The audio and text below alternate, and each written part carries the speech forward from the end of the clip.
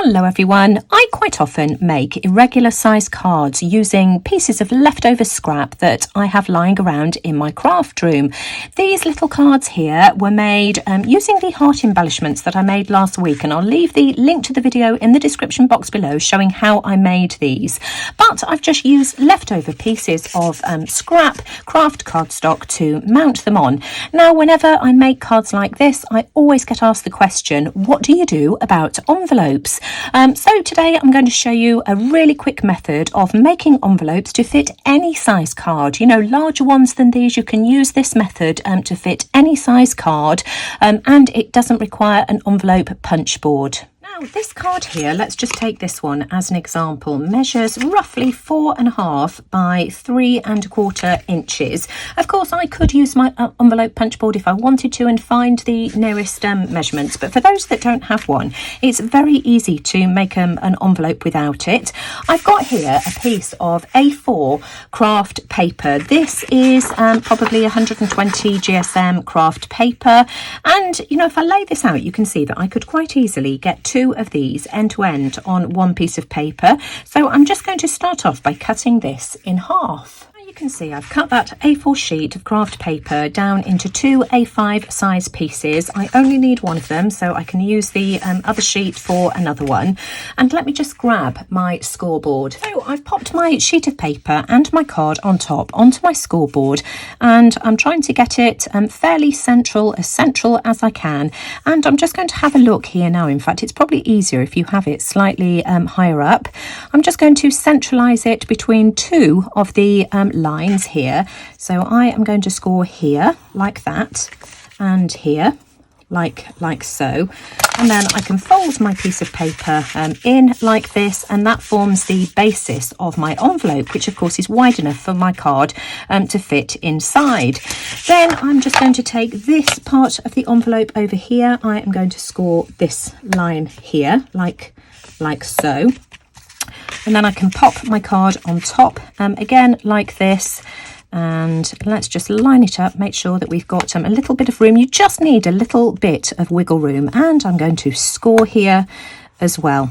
So you know, that is the basis of my envelope, and I know that my card is going to fit in there nice and snugly, but with a little bit of room to spare. Now I can open my envelope up, and what I want to do is just trim a slight triangle here like this.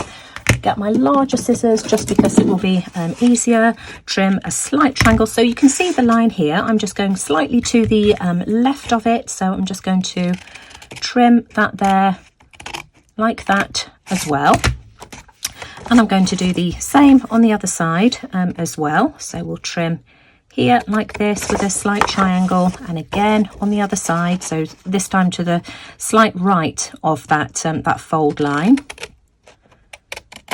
And then I'll do exactly the same on the top as well. So a slight triangle here, another one here, and exactly the same on the other side as well. So now we have the basis of our envelope like this. Next I want to add a small amount of glue, and I want to add it here and here so that it catches and my flap doesn't flap open on the inside. So as I say, I'm just going to add some glue here. I'm just going to grab a piece of parchment paper and add a small amount just on that edge there like that. And then I want to add some here as well, so we'll use the same piece of deli paper. Parchment paper will be fine as well, anything to catch the excess glue. So we'll add some excess, small amount of glue there as well. And then I'm just going to fold that over. So now my envelope is glued shut both on the inside and the outside. And then I just need to fold this up and glue this as well. Now I always like the small flap to be on the bottom. Let me grab a clean piece of parchment paper as well, just to make sure that I don't end up with a horrible gluey mess. I'm going to add some glue here like that. Glue that down, and then that's basically it. Just need to make sure that I leave that for a second or two, just to make sure that that glue has completely grabbed, so that none of the areas come unstuck, and then it's ready for me to insert my card and of course it will fit perfectly and beautifully, and then I can either glue that or tape it down, put a sticker, and put either an address label on the back, or just handwrite a name. Easy peasy. Now let me show you how to do it if you don't have a scoreboard. Let's just make another one, and this time I'll show you how to do it without using a scoreboard, because I know that not everybody has one. So I've taken one of the other size irregular cards. What I want to do again is just line this up in the middle of my piece of paper. This time I'm just going to take a pencil and I'm going to make a couple of marks, leaving myself a gap either side of my card like this. Then I'll pop that to one side, and this time I want to use my self-healing mat. This is messy. I've had it for donkey's years. It's in a horrible mess, but that's okay. What I'm going to do is line that up with one of the straight edges, and I'm grabbing my metal ruler, and I'm just going to make sure that I've got it even top and bottom. And then again, I'm just going to use my scoring tool here, and I'm going to score it 3 or 4 times just to make sure that I've got a nice groove. Take it over to the other pencil mark I made, and let's have a look. I'm using the lines at the top this time just to make sure that I've got that as straight as I can get it.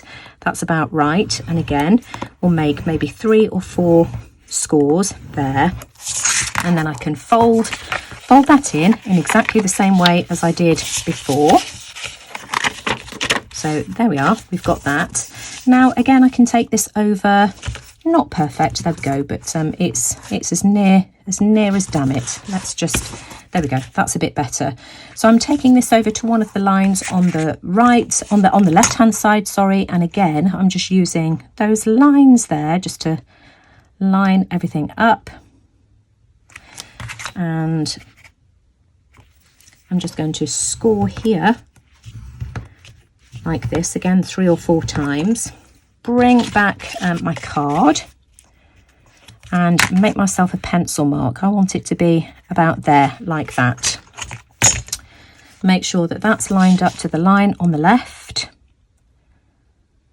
Make sure that we've got that fairly straight, and we'll score again. And then I need to open my envelope up and cut my triangles out again in exactly the same way as I did before. So I'll show you one again. So here we go, going slightly to the left of this score line here again, and I'll do exactly the same on the other 3 corners. So again, exactly as I did before, I just need to apply some glue here and here. So let's just very quickly do this, and you can see from the state of my deli papers, I just keep using mine over and over again, so they do get grungy, but that's fine, that's what they're there for. And as I keep repeating, parchment paper will do the job in exactly the same way. So we'll just make sure that we've got that firmly stuck down. Fold this flap up here, let's turn that round the other way so that I don't end up in a horrible gluey mess. Glue this down as well, and hopefully this one should be the perfect fit as well. And I just think this is a really neat way of making envelopes without using up too much paper as well. What I do find with the envelope maker is that you do use an awful lot of paper, even though the envelopes are the traditional envelope shape. So let's have a look, see if that one fits as well. And again, absolutely perfect. How neat is that? Of course, I now have 2 envelopes that fit my greetings cards absolutely perfectly, but let me show you how you do it on the envelope punch board for anybody who's either got one and has forgotten how to use it, or perhaps is thinking of getting one. Now, the final card I've got here measures, I think it was 4 by 3¼ inches, so 4 inches by 3¼ The nearest measurement on this is 3½ by 4. So here we go. So the card shows you the card size here, so you just pick the nearest card size, 3½ by 4, and it's telling me here that the paper size I need to use is 6½ by 6½ inches. So I've just taken a piece of that graph paper off to my paper trimmer, and I've cut it down to 6½ by 6½. Here you go, you can see that there. And then it tells me that my score line is 3 1/8, and this is your score line here. So let me just make sure that I've got this in camera camera shot. So 3 1/8. So we just find the 3 1/8 mark, which is just here like this. Punch a hole like this, then take your scoring tool and just pop it down that line there. And then you just follow that line that you've already made. Here you go, we've got a little guide here. So that is now following this line. Again, punch, make another score, turn, follow that score line there, like that. Just make sure you've got it lined up accurately. Score. Make sure that your marker's in line with that. Punch again. And score again, and it's as simple as that. And now we can just fold those lines in like this, and that is our envelope. Traditional sized and looking envelope, which again should fit my card perfectly. A bit wider than it needs to be, just because, you know, the measurements aren't exact, but, you know, it still fits. So I'm just going to glue this down, and as soon as I've done that, I'll be straight back. Now, you just need to add a small amount of glue just to this line here, not too much, because you don't want it spilling out onto the inside of the envelope and gluing everything shut. So we'll just wait a second or two for that glue to grab. I find that it's easier to do this style of envelope with a glue with a fine nozzle.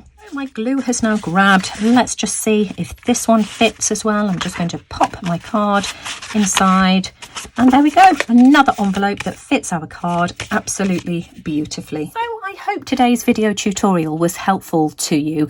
And if you haven't seen the previous video showing how I made the hearts and how I put the cards together, I'll leave the links to both videos in the description box below for you. So please feel free to go and take a look. But if you enjoyed today's video, as always, I'd really appreciate a thumbs up, because as I always say, it really does let YouTube know that you like what I'm doing. Do let me know what you think in the comments below. And if you're not subscribed to my channel, you know, please do hit that bell notification to get notifications of my future videos. But thanks for watching. Take care, everyone, and I'll see you all again soon. Bye for now.